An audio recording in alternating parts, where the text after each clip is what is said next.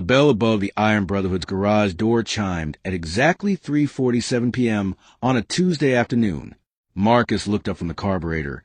He was rebuilding and saw a kid standing in the doorway, 13, maybe 14 years old, thin as a rail. But it was his face that made Marcus set down his wrench. The left side was a canvas of purple and yellow bruises. His lip was split. One eye was swollen nearly shut.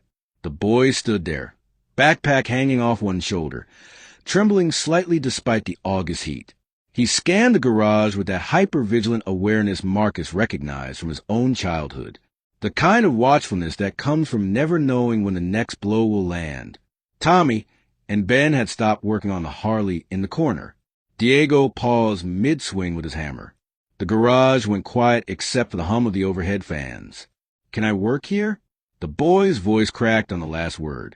Not from puberty, but from something rawer. Desperation. "I'll do anything. Sweep floors, take out trash, clean tools. I don't need much money. Just enough for food." He swallowed hard, his Adam's apple bobbing. "And maybe a place to sleep, just until I figure things out." Marcus straightened slowly, wiping grease on his jeans. He'd seen plenty of desperate people walk through that door over the years, but something about this kid hit different. The way he held himself. Shoulders back despite the obvious pain. Chin up even though his whole body screamed trauma. "What's your name, son?" "Ethan." The boy's good eye darted between the four bikers, calculating exits, measuring threats. "Ethan Morrison. I am 16. I'm a hard worker. I swear. I won't cause trouble. You won't even know I'm here." 16, Marcus repeated, not believing it for a second. The kid was lying, but Marcus knew why. 16 meant legally able to work in some places. Meant not quite a child anymore in the eyes of the law. And that face? Where'd that come from? Ethan's hand unconsciously touched his bruised cheek. "Fell off my bike." The lie came easily, worn smooth from repetition. But his eyes told the truth. They always did. Ben moved closer, his massive frame somehow making himself smaller, less threatening. "Try again, kid." Ethan's facade crumbled like wet paper. His breathing quickened. For a second, Marcus thought he might bolt. But then something shifted in the boy's expression. A decision made. A bridge burned. "My stepdad." The words came out flat. "Dead. He gets drunk. Gets angry. Says I'm a waste of space eating his food, breathing his air. Last night I talked back. Said I'd leave as soon as I turned 16 for real." His voice dropped to barely a whisper. He said he'd make sure I remember to keep my mouth shut next time. The temperature in the garage seemed to drop despite the summer heat.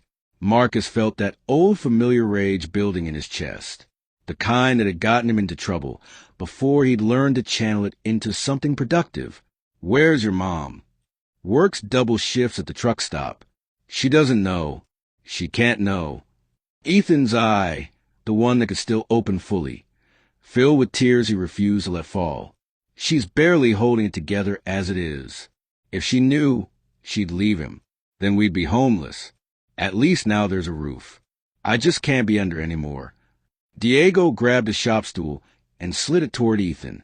"Sit down before you fall down." The boy obeyed, his legs seeming to give out with relief. "You eat today?" Tommy asked. Ethan shook his head. Ben was already digging in the mini-fridge, pulling out sandwiches someone's wife had packed.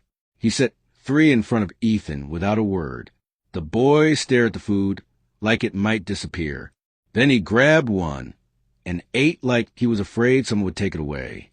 All 4 bikers watched in silence, each remembering their own hunger, their own desperation, their own moment when the world felt too big and too cruel. "Here's the deal," Marcus said when Ethan had finished all 3 sandwiches. "You can work here. Minimum wage, cash paid daily. Sweeping, organizing, helping with basic maintenance. 6 hours after school, 8 on Saturdays." Ethan's face lit up with something that looked like hope trying to remember how to exist. "But," Marcus continued, "you're also going to let me take photos of those injuries. You're going to tell me everything that happened. And you're going to let us help you the right way." The hope flickered and died. "I can't. If anyone finds out, if CPS gets involved, they'll split me and my little brother up. He's 9. He needs me. Marcus's jaw clenched. A little brother. Of course there was a little brother. Where is he now? At a friend's house. Safe. Away from home. Ethan's voice turned fierce. I make sure he's never there when it's bad. I take it so he doesn't have to. The 4 bikers exchanged glances. Entire conversations happening in the space of heartbeats. They'd all been Ethan once. Young, scared, taking blows meant for someone else. What's your brother's name? Diego asked softly. Lucas. Marcus pulled out his phone and made a call. Sarah, it's Marcus Rodriguez. I need your help. Legal help. He looked at Ethan. I've got a friend, lawyer. She specializes in family cases. Pro bono for people who need it. She's good at keeping families together while getting them safe. I don't have money for a lawyer. Neither did I when she helped me get custody of my daughter. That's not how Sarah works. Marcus put the phone on speaker. Sarah, I'm putting you on with a young man named Ethan. He's got a story you need to hear. For the next hour, Ethan talked. He told Sarah everything. The drinking, the violence, the fear, his mother's exhaustion, his little brother's nightmares. Sarah listened, asked questions, took notes. By the time they hung up, she had a plan. Okay, Ethan. Sarah's voice was calm, professional. Here's what happens next. You're going to stay with Marcus tonight. I'm filing an emergency protective order in the morning. We're going to document your injuries. We're going to talk to your mother with support present. And we're going to make sure you and Lucas stay together and stay safe. Your stepdad will be the one who loses his home, not you. Ethan was crying now, not bothering to hide it anymore. Why? Why would you help me? You don't even know me. Marcus knelt down to eye level with the boy. Because someone helped me once. And someone helped Tommy. And Diego. And Ben. That's what we do, kid. We break the cycles instead of repeating them. That night, Marcus's wife made up the guest room. Ethan slept for 14 hours straight, the kind of sleep that only comes when your body finally believes you're safe. In the morning, Sarah arrived with a social worker, a photographer, and a plan that would change everything. Within a week, Ethan's stepdad was out of the house with a restraining order. Lucas came home. Their mother started therapy and joined a support group for domestic violence survivors. And Ethan?